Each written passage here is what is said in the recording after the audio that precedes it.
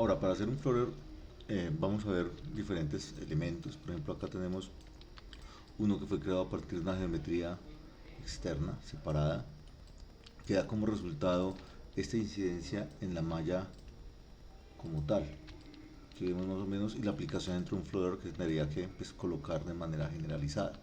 Aquí vamos a ver, por ejemplo, que construimos la malla V, en este caso fracturamos el elemento, la parte inferior la borramos, hicimos en este caso desde modeling en el planar vertical una proyección del eje Y, queda de esta manera, y con el V editor lo que vamos a hacer es simplemente tratar de hacer que el área de visualización ocupe la mayor cantidad de espacio posible para que sea mejor la resolución o la calidad, la área que nos interesa a nosotros. De esa manera vamos a tener aquí la posibilidad de tener una mejor resolución, y sobre este es como a construir el objeto como tal de la geometría. Pero entonces, en vez de tenerla separada como esta, vamos a hacer una geometría de alta calidad. Para eso vamos a utilizar de todas maneras el smooth. Como ya lo hemos visto, simplemente es activarlo de otra manera diferente para que esto nos permita poder hacer este tipo de divisiones sin que haya un cambio en la resolución, sino que tengamos la misma definición con más subdivisiones. ¿Sí? Es muy importante que ustedes todavía recuerden tener eh, un reset de los atributos para que no vaya a suceder problemas posteriores. En esta manera lo que vamos a hacer es seleccionar las cuatro caras superiores y vamos a crear una extrusión concéntrica de manera que podamos jugar. Un momento, no vamos a hacerla tan grande para que de entrada juguemos un poco más con esto. Vamos a ir jugando con lo que es la posición del objeto para que quede el elemento que nosotros necesitamos. Entonces vamos a hacer un poco más grande. Y ahora con los vértices pues vamos aquí simplemente a dar este proceso. Entonces ya con este primer nivel de definición, lo que vamos a hacer es hacer aquí una extrusión, pero en este caso ya es decreciente o negativa. Hacemos de esta manera, y recuerden que es importante que haya un declive en ángulo para que las normales queden mucho más fáciles de realmente interpretar en el mapa de normales. Ahí tendríamos el objeto. Vamos a aplicarle un smooth, en este caso ya vamos a hacerlo de manera que funcione como nosotros lo necesitamos. Aquí nos tocaría hacer un proceso de primero determinar bordes. Este de abajo no es tan relevante, pero estos cuatro extremos van a requerir una geometría de soporte. Recuerden que nosotros necesitamos tener geometría de soporte para poder hacer una mejor definición. No queremos que pierda esa angularidad cuando le aplicamos el smooth. Entonces aquí ya tendríamos esto, le podemos aplicar dos divisiones. Aquí tenemos una malla con una intensidad o una calidad mayor. Si yo quiero, por ejemplo, que acá esto adicional también tenga cierto tipo de soporte, también debo aplicarle aquí un bevel.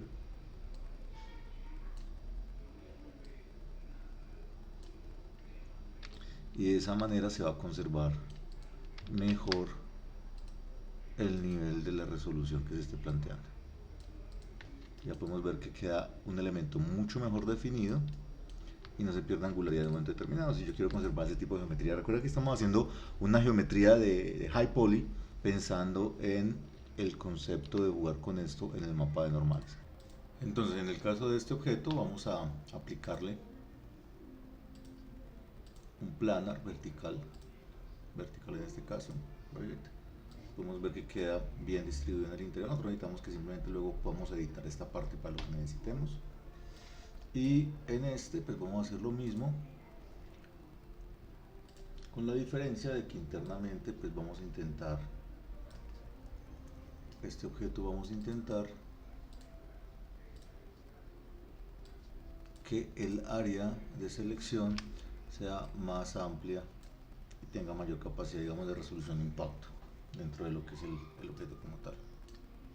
Entonces esto lo podemos dejar de esta manera, pues es muy fácil manejarlo en este sentido. Ahora bien, ¿qué vamos a hacer? Vamos a ubicar este objeto encima de este. Por el momento voy a sacar un duplicado, pues para ver la referencia de uno y de otro, de ambos. Nos vamos a asegurar que ambos frisemos transformaciones por el icono de freeze o por modify freeze transformations. Ya teniendo estos dos elementos, pues obviamente necesito primero seleccionar el objeto que va a ser el target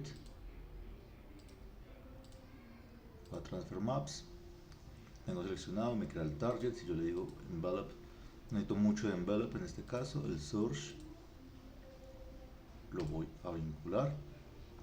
Le digo acá pues el tipo de destino que va a tener, la imagen, que tenga un nuevo shader, y voy a colocar aquí que tenga una transferencia desde el objeto, el espacio del objeto, una buena resolución, filtro más o menos el tamaño del filtro unos 3 puntos, un sampling quality de mediana calidad, no tiene que ser el más amplio, le decimos en este caso bake and close, y pues voy a cortar un momento el video mientras hace el render y continuamos ahora.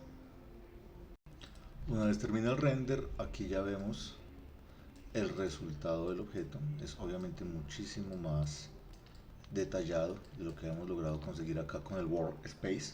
Trabajando el object space tenemos un nivel de detalle mayor que funciona muchísimo más para lo que estamos buscando en un bajo relieve, mientras que para el alto relieve el concepto del workspace puede llegar a ser muchísimo más manejable y no requiere hacer un freeze transformations, pero pues esa es parte, digamos, que la dinámica. ¿Qué implicaría ahorita con esto? Que yo puedo generar, entonces voy a utilizar la carpeta donde están las imágenes, que la genera la carpeta de image. Aquí tenemos el apply 02, aquí tenemos un alto relieve, aquí tenemos un bajo relieve. Voy a copiarlo y voy a meterlo dentro de la carpeta de source image para convertirlo en un elemento ubicable a nivel de textura. Necesitamos solamente cierta área, como pueden ver que hay un área que no necesitaríamos de todo esto, necesitamos realmente esta área como tal. Ya la puedo editar, la puedo recortar nuevamente o simplemente dependiendo del tipo de elemento que yo voy a trabajar. ¿Por qué? Porque en un momento determinado yo por ejemplo tengo aquí una imagen. Vamos a hacer un pequeño plano y vamos a ver si hay diferencias con este tipo de cosas. Yo tengo aquí esto, para hacer de un floater que sea un elemento que yo pueda estar utilizando cuantas veces necesite. Voy a trabajar acá de esta manera. Voy a asignarle un nuevo material, un blim. En este caso, por ejemplo, que nosotros tenemos que este material es un Lambert. Voy a utilizar el mismo tipo de material, entonces un Lambert. Incluso la idea es trabajarlo antes de hacerlo de esta manera. Lo que vamos a hacer es usar el Hypershade. Buscamos el tipo de material, le decimos duplicar todo el shading network, aquí quedó, es este. Entonces ya sabemos que este es el material que yo le voy a aplicar a este objeto. Ya queda aplicado utilizando las mismas características que tenemos con este, pero aquí vamos a cambiar el nombre. Flowers viene de esta manera.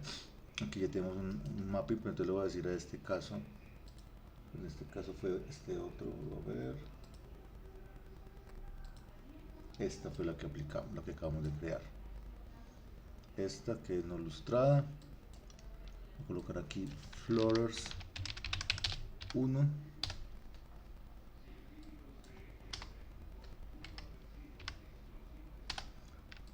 y esta es la que le vamos a aplicar acá. Aquí no vamos a ver mucha diferencia de entrada, pero sí es importante para no dañar alguna cosa que ya hayamos hecho antes. Aquí tendríamos el concepto este de, por ejemplo, acá existing material, listo. Aquí tenemos esto, aquí ya vemos que Boom Mapping no tiene absolutamente ninguno. Vamos a hacer clic en este, buscamos en el archivo, recuerden colocar aquí tangent space y aquí ubicamos en este caso nuestra imagen. Claro, aquí aparece algo que es importante trabajar en el V-Editor. Voy a colocar la imagen acá de referencia. Entonces vamos a hacer lo siguiente con los mapas UVs. Vamos a posicionar el objeto donde nosotros lo necesitemos y lo escalamos para que funcione de acuerdo a las necesidades que tenemos nosotros. por ejemplo. Entonces ya tendríamos nuestro objeto para utilizarlo de la manera que se requiera. En este caso, por ejemplo, aquí tendríamos esto, yo lo puedo duplicar, lo puedo llevar para pegarlo acá dentro de la geometría de alguna manera, rotarlo, en este caso como es una imagen paralela, pues no es mucho problema, yo lo puedo rotar bajo en el eje X 90 grados.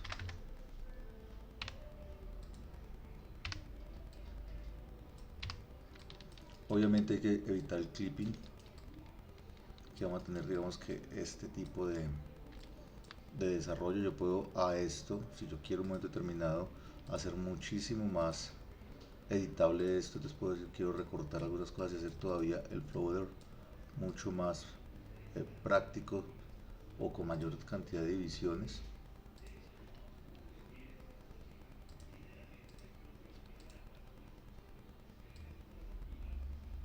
Mayor resolución si se quiere, o más pequeñas, algo como esto, y quitarles estas.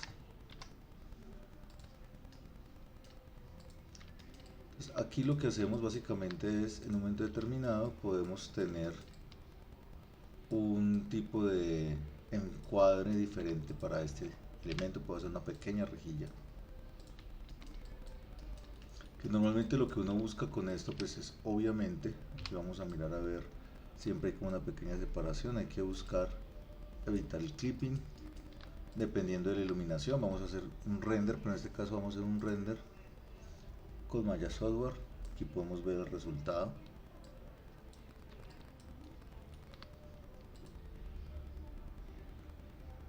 Del floater aplicado. Ya luego lo vamos a ver con Arnold. Yo puedo sacarle a esto ya un juego de duplicados.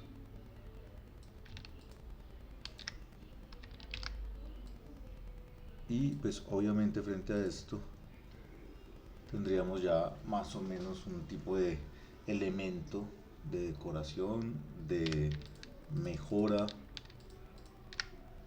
frente a detalles que de pronto hacerlo desde el punto de vista de lo que sería el modelado pueden llegar a ser muy complicados. Y ya con esto yo sé que yo puedo tener claramente todo un trabajo de aquí un grupo, lo voy a duplicar,